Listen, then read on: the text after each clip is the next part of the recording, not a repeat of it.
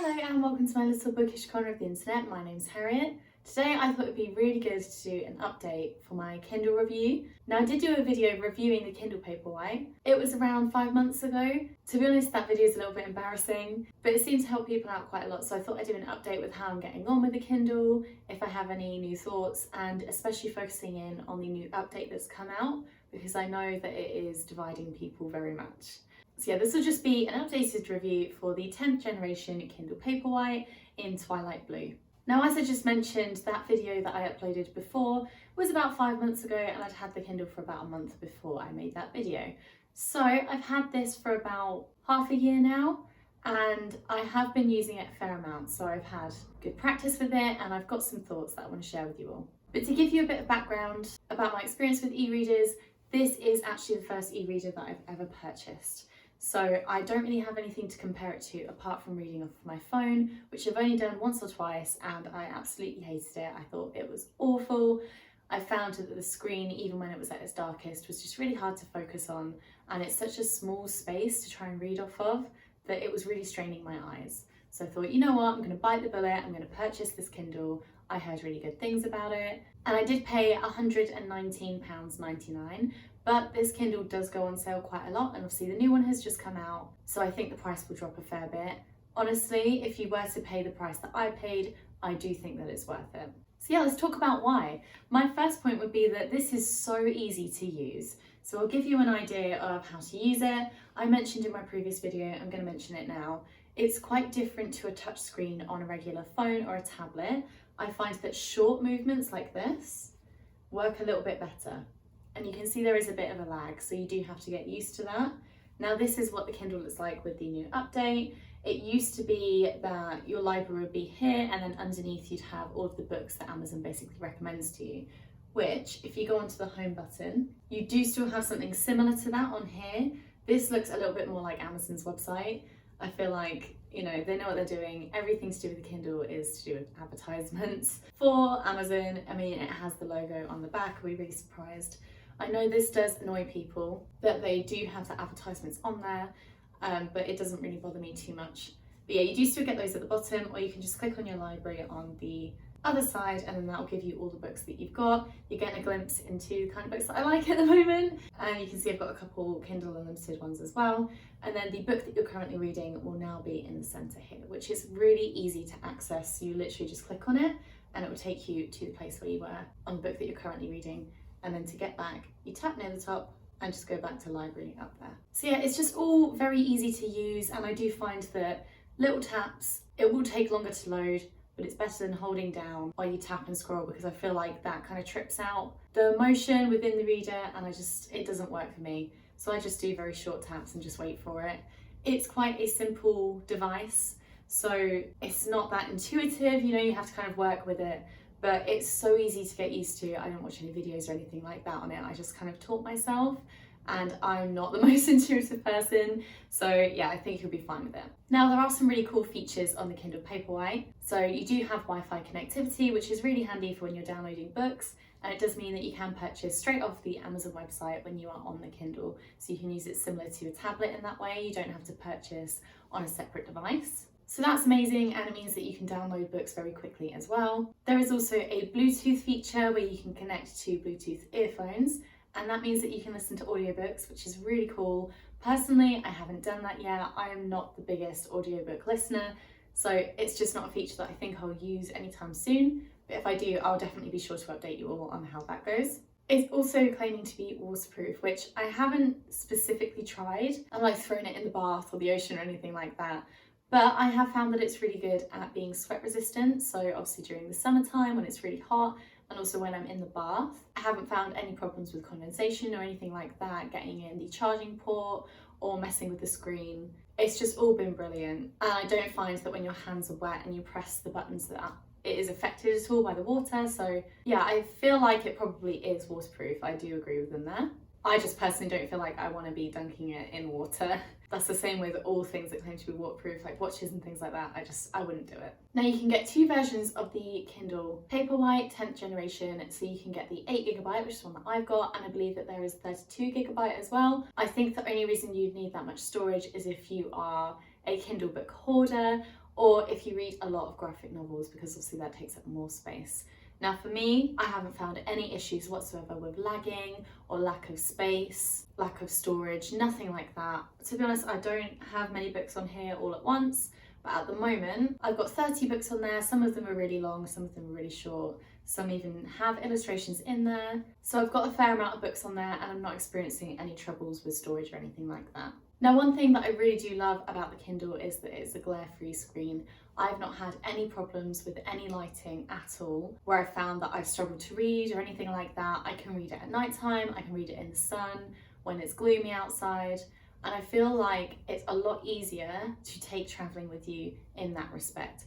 Not only is it very lightweight, so it's easy to put into storage and just easy to have all the books in one place, but you don't have to worry about lighting. So say you're on an aeroplane and it's a night flight and everyone's got their lights off. If you have a physical copy of a book with you, you have to put on your reading light, and I do find that it does distract other passengers on the plane, whereas the Kindle, it's got a very low light, so it's not super bright, but you can alter the brightness very easily, so you can change how bright you want it to be without affecting loads of people around you because it's very concentrated. So that's really good at the moment in terms of brightness.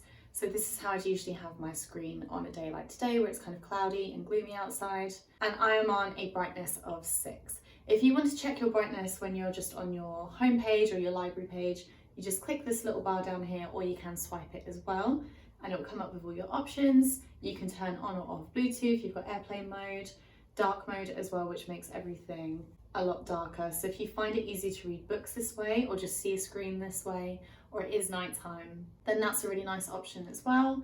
Personally, I don't like having that on, so I'm going to turn it back off. And that also changes your brightness as well. However, when you're reading a book, it has now changed. So with the new update, a lot of things have moved about. And we don't have a back button too much anymore. You can X out of a menu that you click on. So for example, if you go onto the Amazon website on your Kindle, you X out of it now rather than go back and back and back until you get to the homepage. It did feel a little bit outdated, that feature, so I'm glad that they changed it. And now if you want to manage the brightness, you literally swipe down and then you're going to get the brightness on here and all your options again. Whereas before you would click up the top and it would come up at the bottom, but now you've got all your chapter information, page information, things like that. So it is super easy to use. If you do get stuck, there's plenty of videos out there that tell you how to use it. Another thing that I really enjoy is the availability of the Kindle Unlimited books. Now, Kindle Unlimited is a subscription service where you pay $7.99 a month and you have unlimited access to a specific library called Kindle Unlimited, and there's certain books that are on there that you can read, and they do update them, I think every month, maybe even every week, I'm not totally sure, but there is always new books on there that you can read essentially for free. So if you read quite a lot of books, it is a really good option. For me, I really like that because I don't always want to get physical copies of books.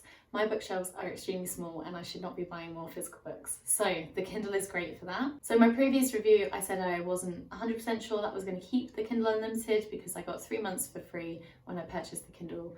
But I have decided now to keep it because they've added so many more books in the last couple of months and I'm really impressed with the selection. And I also feel like because I've had the Kindle for longer and read more books on there, Amazon themselves actually recommend me better books that are in Kindle Unlimited. So I'm seeing the wider range of books available and ones that are going to be appropriate for me, which is really cool. And then if you don't want Kindle Unlimited, but you do like how cheap some of the Kindle books are, you have got the option of the Kindle Daily Deals. So with the new update, if you want to get to the daily deals, you just click the little cart in the top corner there.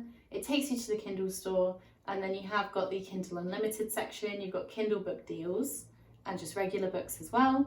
And then it has got your daily deals section here, so I'll let you know what's available today. So today is the 28th of October, which is Thursday. We've got Men Who Hate Women, From Incels to Pickup Artists by Laura Bates. We've got The Other Sun by Nick Alexander, The Batch Lady by Suzanne Mulholland, Hidden Secrets by Caroline Brown, Bedtime Stories, Beautiful Black Tales from the Past, with a foreword by Candice Brathwaite, and Under Darkening Skies by Ray Kingfisher. And each day this updates so you can decide what you want to read. To be honest, I've been thinking about the Men Who Hate Women book for quite a while, so I might actually pick that up. It's a book about extreme misogyny and how it affects everyone and kind of modern day issues surrounding that as well. So I'm actually going to buy that, which I'm going to do straight on here. So you literally just purchase it, it's 99p today, so it is a bargain, and I'm really excited that I found that. So those are just some of the features that I really enjoy with Kindle. Overall, my thoughts are that I absolutely love it. I think it is an amazing investment. It's not as expensive as some of the other pieces of equipment you can get, but I do really think that it is worth the money, especially if you get it in the sale. That would be amazing. It would make a really lovely Christmas present for anyone that is a lover of books. Even if they think that they just want physical books, that is exactly how I used to be. But now that I've got this Kindle, I honestly would not change it for the world. I think it's amazing. You get such bargains. It is hard to save money when you look at the Kindle daily deals because everything is so cheap, and it is those 99p's that do add up in the long run. But honestly, I do think it's worth it, and I find myself reaching for genres that I wouldn't usually go for because they are so cheap, but they're also very popular, so lots of people are reading them. So yeah, I'm hardly ever disappointed with any of the books that I read on there. It's extremely lightweight, so like I say, if you travel a lot, if you're going on holiday, or if you just like reading when you go to work, whether you're commuting or you like to read on your lunch break, I do think it is really good for that. It's very durable as well. I have actually got a scratch on the back, but it's been there for a while, so I'm not sure if maybe it came like that, but it hasn't got any bigger and it's not really that noticeable anyway. If you keep it in a case or a hardcover or anything like that, then no one's going to see. And overall, I just love the simplicity of it and how easy it is to use. I will say when the update first came out, I didn't read the instructions and the information about the update, so I was a little bit confused, but it took me maybe a total of 2 minutes to figure out what I was doing, and now it feels like it's always been like that, and I do really like the update. I know some people aren't a big fan of it because of the advertisements on the homepage, but I have found that if you leave it on the library, you don't actually see those advertisements at all, which is really good. And when you're reading and you exit out of the book, it will automatically take you back to the library if that's what you were on before you started reading the book, if that makes sense. And also, I didn't pay that extra £20 to have the ad-free version. So basically when my Kindle is turned off, it will advertise books that Amazon think that I will like on the front screen, even when it's in sleep mode. That doesn't bother me. I don't really care. I hardly ever look at them anyway. And also I find that it doesn't drain the battery. In fact, that's something I should mention. The battery life is phenomenal. I think I've maybe charged this a maximum of 4 times since I got it. So that is around about once a month, if not a little bit longer. And it is technically on all the time because of the advertisements. So I'm extremely impressed with it. But yeah, that is my review for the Kindle Paperwhite 10th generation in Twilight Blue. I love the colour, I love the product. I think it is honestly amazing, and I would recommend it to anyone that wants to get into reading or is already reading quite a lot. As I say, it would make a really lovely present for someone. I think if I got this without buying it myself, I would be over the moon. Let me know down below if you're thinking of picking up the Paperwhite or if you already have it. What do you think? Or are you going to pick up the new one that's come out? It looks very strange and quite large. I don't know how I feel about it. But yeah, that is it from me today. Thank you so much for watching, and I will see you in my next video. Bye!